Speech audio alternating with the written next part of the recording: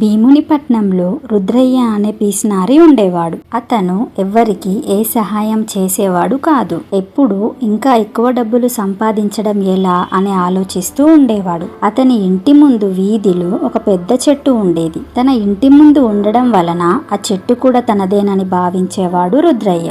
ఒకరోజు ఆ ఊరికి కొత్తగా వచ్చిన సాంబయ్య దారిన పోతూ ఎండగా ఉందని రుద్రయ్య ఇంటి ముందున్న చెట్టు కింద విశ్రాంతి తీసుకున్నాడు.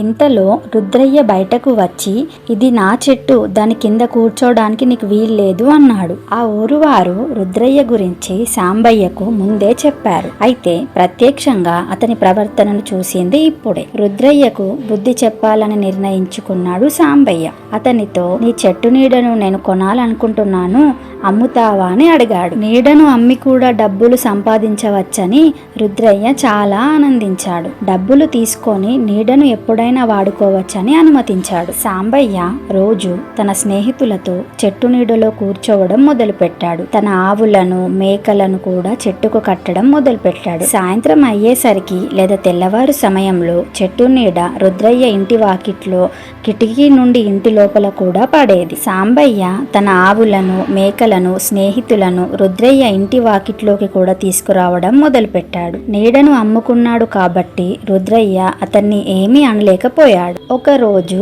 రుద్రయ్య ఇంట్లో ఏదో వేడుక జరుగుతోంది. రుద్రయ్య స్నేహితులు, చుట్టాలు చాలా మంది వేరే ఊరు నుంచి వచ్చారు. రుద్రయ్య, మా ఇంట్లో వేడుక జరుగుతోంది, ఇక్కడికి ఎందుకు వచ్చావు, వెళ్ళు అన్నాడు. సాంబయ్య, ఈ నీడ నాది, నువ్వే నాకు అమ్మావు, అది ఎక్కడుంటే అక్కడికి వెళ్లే హక్కు నాకుంది అన్నాడు. రుద్రయ్య స్నేహితులు, చుట్టాలు అతను నీడను కూడా అమ్ముకున్నాడని వాళ్ళలో వాళ్ళు మాట్లాడుకొని నవ్వడం మొదలుపెట్టారు. సాంబయ్యకు అవమానంగా అనిపించింది. తన పిసినారితనం పట్ల తనకే సిగ్గు వేసింది. బుద్ధి తెచ్చుకొని అప్పటి నుంచి తన ప్రవర్తనను మార్చుకున్నాడు. ఇదే పిసినారి రుద్రయ్య స్టోరీ. మీకు గనక ఈ స్టోరీ నచ్చినట్టయితే like, share, comment and subscribe చేసుకోండి. Thank you.